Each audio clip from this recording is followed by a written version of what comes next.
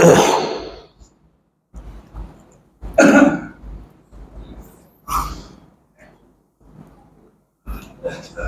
بالله من الشيطان الرجيم. بسم الله الرحمن الرحيم. سورة أنزلناها وفرضناها وأنزلنا فيها آيات بينات لعلكم تذكرون. الزانية والزاني فاجلدوا كل واحد منهما 100 جلدة ولا تأخذكم بهما رأفة في دين الله إن كنتم تؤمنون بالله واليوم الآخر وليشهد عذابهما طائفة من المؤمنين. الزاني لا ينكح إلا زانية أو مشركا والزانية لا ينكحها إلا زان أو مشرك وحرم ذلك على المؤمنين. صدق الله المولانا العظيم.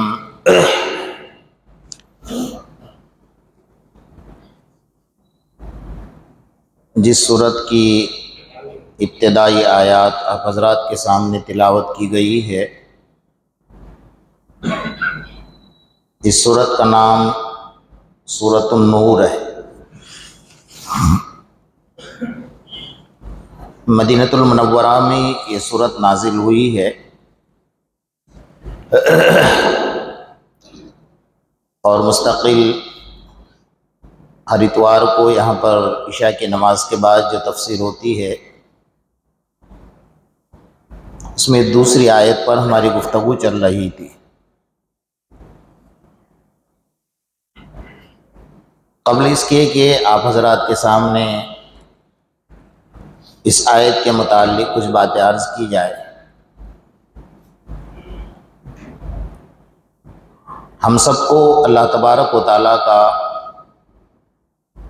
کروڑوں شکر ادا کرنا چاہیے کہ اس پروردگار عالم نے ہم گناہ گاروں کو اپنا پاکیزہ مہینہ عطا فرمایا۔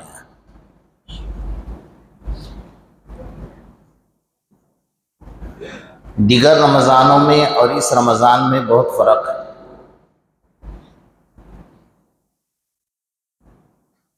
جو حالات سے امت مسلمہ گزر رہی ہے، ان حالات کے اعتبار سے بہت زیادہ فرق ہے۔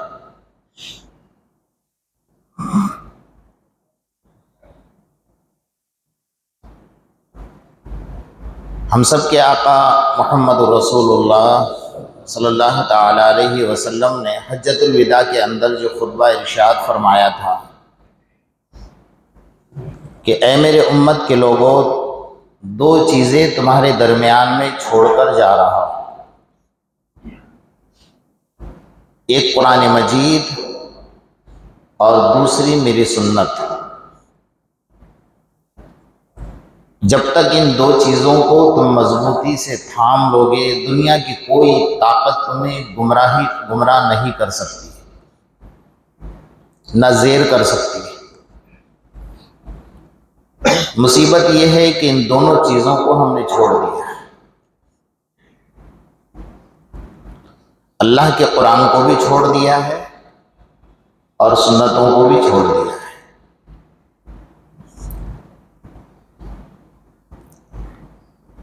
حضرت علی رضی اللہ تعالیٰ اس حدیث کے راوی ہیں کہ یوشک ان یأتی علی الناس زمان لا یبقى من الاسلام الا اسمہ ولا یبقى من القرآن الا رسمہ ومساجدهم عامرة وهي خراب من الہدی۔ آپ نے فرمایا کہ عنقریب بہت جلد میرے امت پر ایسا وقت آنے والا ہے اچانک کہ ان کی زندگیوں سے اسلام نکل جائے گا۔ لا یبقى من الاسلام الا اسمہ، اسلام نکل جائے گا، صرف نام کا مسلمان باقی رہے گا۔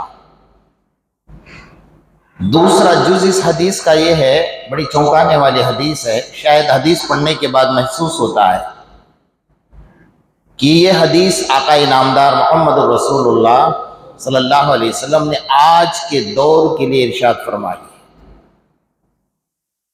وَلَا يَبْقَى مِنَ الْقُرْآنِ إِلَّا رَسْمُهُ، قرآن ان کی زندگیوں سے نکل جائے گا، صرف قرآن کی رسم باقی رہے گی۔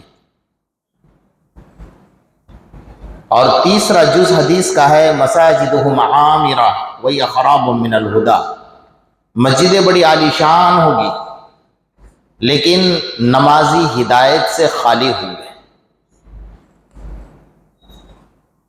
جیسا ایک انسان کی لاش ہے، اس کے اندر سے روح نکل چکی ہے، جب تک انسان کے اندر روح ہے اس کے سارے اعضاء کام کر رہے ہیں، ہاتھ بھی کام کر رہے ہیں، پاؤں بھی کام کر رہے ہیں، آنکھ بھی کام کر رہی ہے، کان بھی کام کر رہے ہیں، اور جیسے اندر سے روح نکل گئی تو سارے اعضاء نے کام کرنا چھوڑ دیا ہے، بیکار ہو گیا۔ اسی طریقے سے اسلام کی جو اصل روح ہے وہ جب زندگی سے نکل جائے گی نا تو ایک زندہ لاش کی طرح انسان، بس انسان کھڑا ہے، نام کا مسلمان ہے، اس لیے اسے گناہ کرتے ہوئے یہ محسوس نہیں ہوگا کہ میں مسلمان ہوں۔ اسلام اور شریعت کے خلاف کام کرتے ہوئے اس کو احساس نہیں ہوگا کہ میں مسلمان ہوں۔ بلکہ آج تو مصیبت یہ ہے کہ کسی کو برائی سے روکنا بھی ایک جرم ہو گیا ہے۔ عام انسانوں کی بات تو بہت دور رہ گئی کہ محلے والے، محلے کے بڑے یا سماج کے لوگ کہے تو بات الگ ہے، لیکن مسجد کے اماموں پر آفت آ گئی ہے کہ وہ لوگ بھی اس چیز کو روک نہیں پا رہے ہیں، اگر روکتے ہیں تو بیچاروں کے اوپر مصیبتیں کھڑی ہیں۔ اور یہ یہاں کا مسئلہ نہیں ہے، یہ مسئلہ ہمارا جو مرکز ہے، ہمارا جو سینٹر ہے، اور تمام مسجدوں کی سردار جو کعبۃ اللہ ہے، حرمین شریفین ہے، وہاں سے شروع ہو چکا ہے۔ آپ نے دیکھا ہو، یہ حدیث پڑھیں گے تو یہ ساری باتیں آپ کے سامنے آ جائیں گی کہ ظاہر بات ہے کہ مسلمان کھوکھلا ہو چکا ہے۔ قرآن ایک رسم باقی رہ گئی ہے۔ قرآن کی رسم کیسی باقی ہے؟ میرے گھر میں میت ہو گئی ہے اور میرے گھر میں قرآن خوانی کی آپ کو دعوت ہے، میرے گھر کا افتتاح ہے، آپ کو قرآن کی دعوت، قرآن خوانی کی دعوت ہے، میرے شو روم کا اوپننگ ہے، آپ کو قرآن خوانی کی دعوت ہے۔ بس یہ رسم رہ گئی ہے۔ پڑھیے آپ مردے کے اوپر روزانہ ایک قرآن پڑھیے، آپ کو کوئی منع نہیں کرتا، لیکن ہم نے یہ سوچا ہے کہ بس زندگی میں ایک مرتبہ پڑھ کر چھوڑ دیا، اس کو رسم بنا لیا ہے۔ تو قرآن کی رسم باقی رہ گئی، اس کے علاوہ اور کچھ نہیں رہا۔ یہ قرآن اللہ تبارک و تعالیٰ کی بہت بڑی امانت ہے، اس کو ہلکا مت سمجھنا۔ اور جو مسلمان قرآن کو ہلکا سمجھتا ہے نا، وہ اسلام سے نکل جاتا ہے، اس کو پتا بھی نہیں کہ میں اسلام سے نکل چکا ہوں۔ اللہ تعالیٰ خود قرآن مجید میں کیا ارشاد فرماتے ہیں؟ اِنَّا عَرَضْنَا الْأَمَانَةَ عَلَى السَّمَاوَاتِ وَالْأَرْضِ وَالْجِبَالِ فَأَبَيْنَ أَن يَحْمِلْنَهَا وَأَشْفَقْنَ مِنْهَا وَحَمَلَهَا الْإِنسَانُ۔ اللہ نے قرآن مجید کی امانت کو سب سے پہلے آسمان پر پیش کر دیا، اور اِنَّا عَرَضْنَا الْأَمَانَةَ عَلَى السَّمَاوَاتِ، اللہ نے کہہ دیا آسمان اپنے دامن کو پھیلا لے، یہ موقع بار بار نہیں آئے گا، لے لے میری امانت کا بوجھ سنبھال لے۔ آسمان کہتا ہے الہ العالمین، جنت کا بوجھ سنبھالنے کے لیے تیار، جہنم کا بوجھ سنبھالنے کے لیے تیار، سدرۃ المنتہا کا بوجھ اٹھانے کے لیے تیار، تیرے سارے فرشتوں کا بوجھ اٹھانے کے لیے تیار، تیری کرسی اور تیرا عرش کا بوجھ اٹھانے کے لیے تیار، لیکن جیسے تیرے قرآن اور امانت کا بوجھ ڈال دے گا، فَأَبَيْنَ أَن يَحْمِلْنَهَا، میں نہیں اٹھا سکتا، میں دھڑام سے زمین پر گر جاؤں گا۔ آسمان انکار کر رہا ہے۔ اللہ نے کہا اِنَّا عَرَضْنَا الْأَمَانَةَ عَلَى السَّمَاوَاتِ وَالْأَرْضِ، اے زمین اپنے دامن کو پھیلا لے، میری امانت کا بوجھ اٹھا لے، یہ موقع بار بار نہیں آئے گا۔ آسمان کہتی ہے الہ العالمین، میرے سینے کو چیر کر ندیاں نالے بنا لیے جائے، میں اس کا بوجھ اٹھا لوں گی۔ میرے سینے کو چیر کر بڑی بڑی عمارتیں کھڑی کر دی جائے، اس کا بوجھ اٹھا لوں گی۔ میرے سینے کو چیر کر انسانوں کو دفن کر دیا جائے، قیامت تک کے لیے اس امانت کو سنبھال لوں گی۔ میرے سینے کو چیر کر اندر سے اناج نکال لیا جائے، اس امانت کو بھی سنبھال لوں گی۔ میرے سینے پر سارے انسان گندگیاں ڈال دے، سب چیزیں برداشت کر لوں گی، لیکن جیسے تیرے امانت کا بوجھ آ جائے گا میں پھٹ جاؤں گی، برداشت نہ کر پاؤں گی۔ اِنَّا عَرَضْنَا الْأَمَانَةَ عَلَى السَّمَاوَاتِ وَالْأَرْضِ وَالْجِبَالِ، اللہ نے فرمایا اے پہاڑوں آ جاؤ، یہ موقع بار بار نہیں آئے گا، میری امانت کا بوجھ اٹھانے کے لیے تیار ہو جاؤ۔ تمہاری سخت اور مضبوطی کا ڈنکا ساری دنیا میں بجتا ہے، تمہاری اونچائی کا ڈنکا ساری دنیا میں بجتا ہے۔ پہاڑ کہنے لگے الہ العالمین، تو چاہے تو ہم سونا دلا دے، تو چاہے تو ہم زیورات دلا دے، تو چاہے تو ہم ہیرے جواہرات دلا دے، لیکن الہ العالمین جیسے اپنے کلام کا بوجھ ڈال دے گا ہم پھٹ جائیں گے، برداشت نہ کر پائیں گے۔ آسمان انکار کر رہا ہے، زمین انکار کر رہی ہے، پہاڑ انکار کر رہے ہیں، تو بھئی کس نے اٹھایا اتنا اللہ کے کلام کا بوجھ؟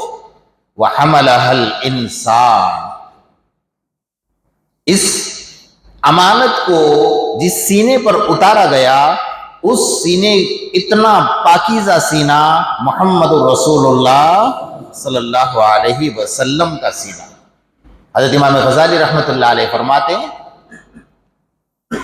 اتنا بوجھ ہے نا قرآن مجید کا، اتنا وزن ہے نا کہ اس دور کے مرد، آج کے دور کے نہیں، اس دور کے مردوں کے اعتبار سے اللہ تبارک و تعالیٰ نے آقا نامدار محمد رسول اللہ صلی اللہ علیہ وسلم کو 4000 مردوں کی طاقت دی تھی۔ کتنے مردوں کی؟ 4000 مردوں کی طاقت، تب جا کر وہ اللہ کے قرآن کے بوجھ کو برداشت کر سکتے تھے۔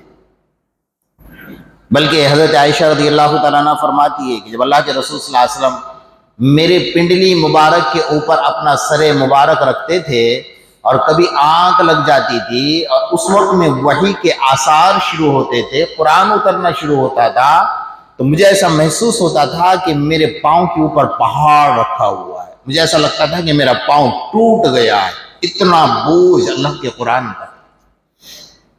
اس کو ہم نے کتنا آسان سمجھ لیا،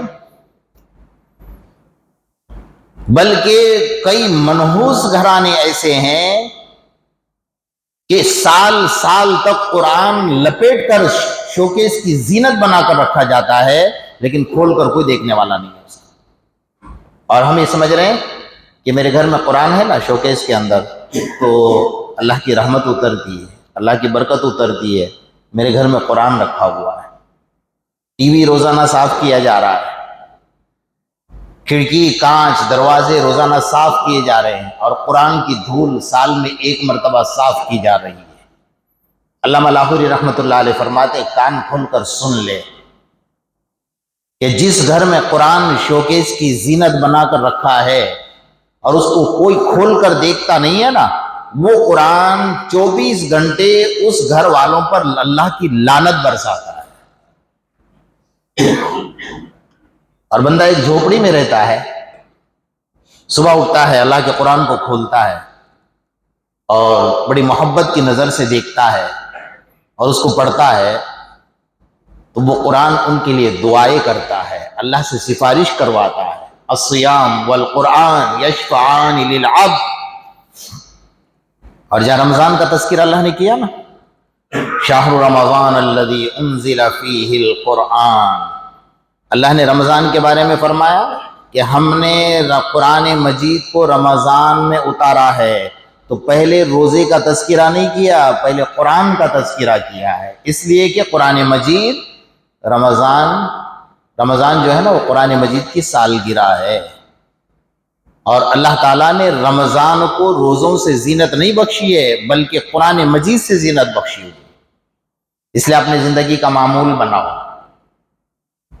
اور خاص طور پر رمضان کے اندر، رمضان مزاج بنانے کے لیے اللہ نے دیا، اس لیے نہیں دیا کہ 30 دن 29 دن تک کے ایک فارمیلٹی پوری کر لی، ایک رسم کو پورا کر لیا، ادا کر لیا اور باقی چھٹی منا لی، نہیں، بلکہ رمضان مزاج بنانے کے لیے دیا ہے کہ جیسا رمضان میں پابندی سے نماز پڑھ رہا ہے بعد میں بھی پڑھے گا، رمضان میں پابندی سے قرآن سن رہا ہے بعد میں بھی سنے گا، بلکہ آپ اس کو بہت آسان لے رہے ہو نا۔ اللہ تعالیٰ نے اتنی رحمتیں ہم پر نازل فرمائی ہیں، یہ اس کا صدقہ ہے، اس کی مہربانی ہے، اس کا کرم ہے۔ ہم کیا سمجھتے ہیں کہ قرآن مجید جو تراویح میں پڑھا جاتا ہے اس کی قیمت آپ کو پتہ ہے کیا ہے؟ فرمایا آقا نامدار محمد الرسول اللہ صلی اللہ علیہ وسلم نے تراویح کے نماز کا ایک سجدہ، 20 رکعت میں کتنے سجدے ہیں؟ 40 سجدے ہیں، 40 سجدے کا حساب مت کیجیے۔ حدیث میں فرمایا تراویح کے نماز کا ایک سجدہ جب بندہ سر سجدے میں ڈالتا ہے اور اٹھاتا ہے، فرمایا اللہ تبارک و تعالیٰ فرشتے کو فرماتے ہیں جنت میں اس کا ایک محل بنا دو۔ کتنا بڑا محل؟ فرمایا مشرق سے مغرب تک اور تیز رفتار چلنے والا گھوڑا 40 سال تک چلے گا لیکن اس محل کا کنارہ نہیں آئے گا۔ کس سجدے کے بدلے میں؟ تراویح کے ایک سجدے کے بدلے میں۔ روزانہ 40 سجدے کر رہا ہے تو 40 محل تیار ہو رہے ہیں جنت کے اندر، اس کو پتہ ہی نہیں چل رہا ہے۔ رمضان میں ایک روزہ رکھا، ایک روزہ، اور کچھ وجہ بن گئی یا بیمار ہو گیا یا کچھ ایسا مسئلہ آیا کہ باقی کے روزے رمضان کے نہیں رکھ سکا، اور اس کے علاوہ اس کے نامہ اعمال میں کوئی نیکی نہیں، گناہوں سے بھرا ہوا ہے، اللہ فرمائے اٹھاؤ اس کو جہنم میں ڈال دو، اس کے نامہ اعمال میں کوئی نیکی نہیں ہے۔ حدیث میں فرمایا اس بندے کو جب جہنم میں ڈھکیل دیا جائے گا اور فرشتے جہنم میں ڈالنے کے لیے لے جائیں گے نا، تو جیسے جہنم کے قریب قریب جائیں گے تو جہنم کی آگ دور دور بھاگے گی، دور دور بھاگے گی۔ فرشتے پوچھیں گے بھائی کیا ہے کہ اللہ نے کہا اس کو جہنم میں ڈالنے کا، اور تو کیوں دور بھاگ رہی ہے؟ تو جہنم کی آگ میں سے آواز آئے گی مجھے جلاتے ہوئی شرم آتی ہے اس لیے کہ اس نے رمضان میں ایک روزہ رکھا تھا۔ اللہ، ایک روزے کا یہ بدلہ، تو 30 روزوں کا بدل اللہ کیا عطا فرمائے گا؟ اللہ کو کچھ نہیں مل رہا ہے آپ کے 12 گھنٹے 13 گھنٹے بھوکا رہنے سے، بلکہ ہم تو بھوکا کیا رہتے ہیں اس سے 3 گنا 4 گنا زیادہ کھا لیتے ہیں نہیں؟ پوری رات کھانے میں جاتی ہے، پورا دن سونے میں جاتا ہے، اس کے علاوہ ہماری عبادت ہی کیا ہو رہی ہے؟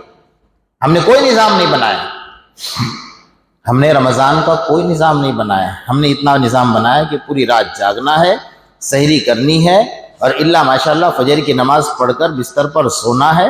تو کبھی کبھی تو کچھ منحوس تو ایسے بھی ہیں کہ ظہر کی نماز بھی نہیں پڑھتے ہیں، وہ عصر میں اٹھتے ہیں سیدھا، وہ عصر میں اس لیے اٹھتے ہیں کہ ان کو افطاری کرنی ہے، روزہ کھولنا ہے، یہ معمول بنا ہے رمضان کا۔ رمضان میں تو آپ کا معمول مزاج بننا چاہیے کہ بھئی ہم جتنا کم سوئے، جتنا کم کھائے اور جتنی زیادہ عبادت کرے، اللہ کو بتائے کہ ہم عبادت کریں گے۔ اللہ تعالیٰ نے رمضان کا مہینہ عطا فرمایا۔ بہرحال قرآن سے محبت کیجئے، قرآن اللہ کی بہت بڑی امانت ہمارے پاس دی ہوئی ہے۔ وہ معزز تھے زمانے میں، مسلمان ہو کر ہم ذلیل و خوار ہوئے تاریک قرآن ہو کر۔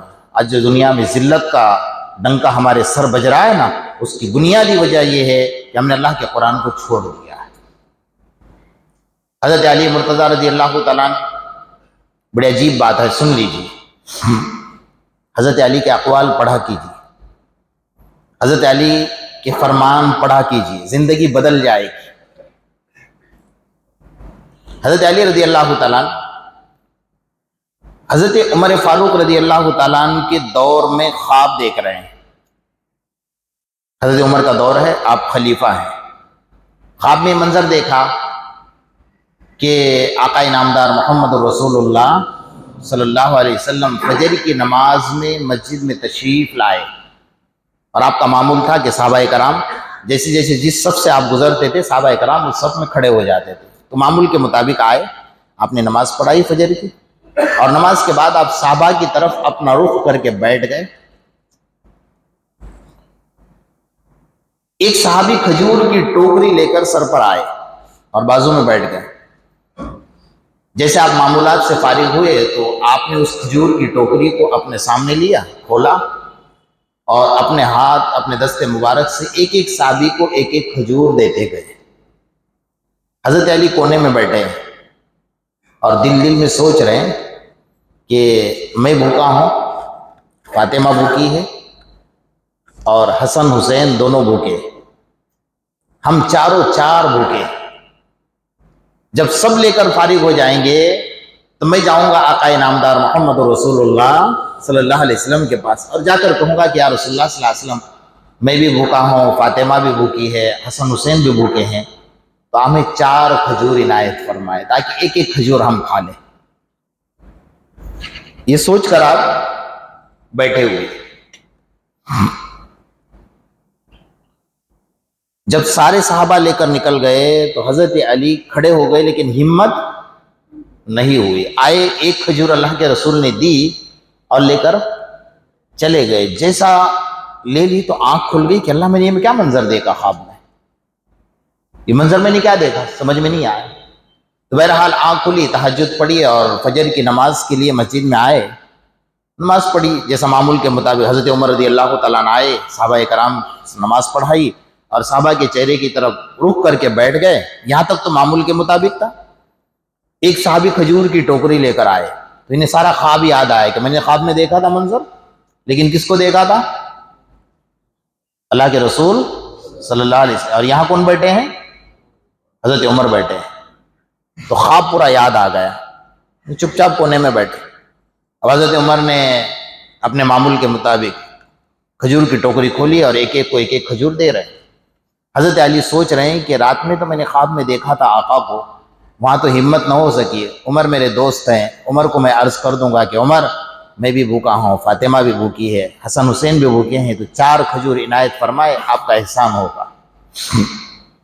بہرحال سب نکل گئے. حضرت علی آ کر کھڑے ہو گئے اور حضرت عمر سے کہا کہ عمر کھجور بچے ہیں، مہربانی ہوگی کہ میں بھوکا ہوں، فاطمہ بھوکی ہے، حسن حسین بھوکے، 4 کھجور عنایت فرمائے، آپ کا احسان ہوگا.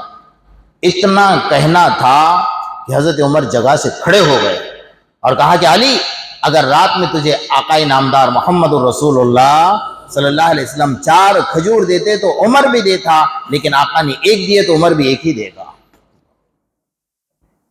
حضرت علی فرماتے ہیں کہ میرے پاؤں کے نیچے سے زمین نکل گئی. میں نے تو خواب دیکھا تھا اور میں نے کسی کو نہیں بتایا تھا نا، خواب دیکھ کر سیدھا مسجد میں آ کر بیٹھ گیا. حضرت علی فرماتے میرے بدن کپ کپانے لگا، میرے پاؤں کے نیچے سے زمین نکل گئی. میں نے کہا کہ امیر المومنین میرے ماں باپ آپ پر قربان، یہ تو بتائے کہ میرے خواب کا تذکرہ تو میں نے کسی کو نہیں بتایا، نہ فاطمہ کو بتایا، نہ حسن حسین کو بتایا، نہ کسی کو. میں نے خواب دیکھا اور یہاں کر بیٹھ گیا، آپ کو کیسے پتا چلا کہ میں نے یہ رات میں خواب دیکھا ہے؟ تو حضرت عمر نے جو جملہ فرمایا نا، اس جملے کے لیے میں نے یہ واقعہ آپ کے سامنے ذکر کیا. حضرت عمر نے فرمایا علی تجھے پتا نہیں ہے، جو سچے دل سے قرآن سے محبت کرتا ہے نا، اللہ اس کے اوپر سارے حالات کو کھول دیتا ہے. سمجھ رہے؟ جو سچے دل سے اللہ کے قرآن کو پڑھتا ہے، سچے دل سے اللہ کے قرآن سے محبت کرتا ہے، اللہ پاک اس کے سارے حالات کو کھول دیتا ہے. میں قرآن کو سچے دل سے پڑھتا ہوں. جس دن سے میں نے آقا کے سینے سے سینہ لگایا ہے، اس دن سے میں نے اپنے سینے سے قرآن کو چپکایا ہے، اور ہر وقت چلتے پھرتے اٹھتے بیٹھتے حضرت عمر کا معمول تھا قرآن پڑھنے کا. اتنا قرآن جیسے حضرت عثمان کا معمول تھا، حضرت عمر کا بھی معمول تھا قرآن پڑھنے کا. اس لیے میرے دوستو، اللہ کا قرآن بڑا عجیب قرآن ہے. یہ ایک بہت بڑا سمندر ہے، اس میں غوطہ لگاؤ اور اس کے اندر سے ہیرے جواہرات نکالتے جاؤ نکالتے جاؤ نکالتے جاؤ، نکالو گے لیکن اس کا کنارہ کہیں آپ کو ملنے والا نہیں ہے. رمضان سے قرآن کو بہت زیادہ مناسبت ہے، اس لیے رمضان اللہ تعالیٰ نے دیا ہے. بہت سارے مسلمان ایسے ہیں کہ بیچارے روزہ نہیں رکھ پا رہے ہیں، ان کے پاس نہ سحری کے لیے ہے، نہ افطاری کے لیے، نہ سر ڈھانپنے کے لیے چھت ہے، نہ نماز پڑھنے کے لیے مسجد ہے، نہ با جماعت نماز پڑھانے کے لیے حافظ قرآن ان کے پاس ہے، کچھ بھی نہیں ہے. اس کے بعد بھی وہ ترس رہے ہیں. اللہ نے ہمیں بہت اچھا موقع عنایت فرمایا ہے کہ رمضان میں دعاؤں کا اہتمام کرے، اپنا ایک نظام بنائے، اپنا ایک معمول بنائے. گھر جاؤ، رات میں آرام سے بیٹھو، پورے اہل و عیال کو، بچوں کو لے کر بیٹھو، ایک ڈائری لو، اس میں ایک نظام بناؤ کہ مجھے فجر کی نماز یہاں پڑھنی ہے، فجر کے بعد مجھے کیا معمولات میں رہنا ہے، اور اس کے بعد کتنے دیر آرام کرنا ہے، کتنے دیر کاروبار کرنا ہے، مجھے ظہر کہاں پڑھنی ہے، عصر کہاں پڑھنی ہے، مغرب کہاں پڑھنی ہے، عشاء کا تراویح کہاں پڑھنی ہے، اور مجھے روزانہ اللہ کا قرآن کتنا پڑھنا ہے۔ اتنی ڈائری تو بناؤ گے نا۔ ہو سکتا ہے کہ آپ ڈائری بناؤ اور موت کا فرشتہ آ کر روح نکال کر لے جائے اور وہی ڈائری آپ کے نجات کا ذریعہ بن جائے۔ ہو سکتا ہے ایک نیکی بندے نے ارادہ تو کیا تھا نا، ڈائری میں لکھا تھا کہ اللہ میں یہ کرنے والا ہوں، بھلے اس نے نہیں کیا لیکن نیکی کا ارادہ تو کیا تھا، اس ارادے کے اوپر بھی اللہ تبارک و تعالیٰ اس کو معاف فرمائیں گے۔ اس لیے اللہ نے رمضان دیا ہے، اور خصوصاً اپنے مسلمان بھائیوں کو اور خاص طور پر فلسطین کے مسلمانوں کو دعاؤں میں نہ بھولے، دعاؤں میں نہ بھولے۔ آج وہ صرف اور صرف اللہ کی ذات پر بھروسہ کر کے بیٹھے ہوئے، بے سہارا ہیں، بے کس ہیں، ان کا کوئی نہیں ہے، وہ بغیر چھت کے بیٹھے ہوئے ہیں، بس موت کے انتظار میں بیٹھے ہیں کہ کب ہماری موت ہوگی۔ انہیں نہ کھانا ہے نہ پانی ہے، وہ درختوں کے پتے چبا رہے ہیں، وہ گھاس کھا رہے ہیں، انہیں درختوں کے پتے بھی نصیب نہیں ہو رہے ہیں۔ اور اللہ تعالیٰ نے ہمیں کتنے نعمتوں سے نوازا ہے۔ ان چیزوں کو ذہن میں رکھتے ہوئے اپنا رمضان صحیح گزارو، اپنا معمول اور اپنا نظام بناؤ۔ 11 مہینے تک بہت ہم نے گناہ کیے، بہت کچھ کر لیا، جو نہیں کرنا تھا سب کچھ کر لیا، جو نہیں کھانا تھا سب کچھ کھا لیا۔ اس مہینے میں آ کر اللہ سے سچی توبہ کر کے ہاتھ جوڑ کر اللہ سے کہہ دو کہ اللہ میں نے اپنے آپ کو تیرے حوالے کر دیا ہے، میرے پیشانی کے بالوں کو پکڑ کر، اگر میں عبادت نہ بھی کرنا چاہوں، میرے پیشانی کے بالوں کو پکڑ کر تو اپنے سامنے مجھے جھکا دے، میں اپنے آپ کو تیرے حوالے کر رہا ہوں۔ اللہ سے کہہ دو، اللہ جھکا دے گا انشاءاللہ۔ اللہ پاک ہم سب کو عمل کی توفیق عطا فرمائے اور رمضان کی صحیح قدردانی کی توفیق نصیب فرمائے۔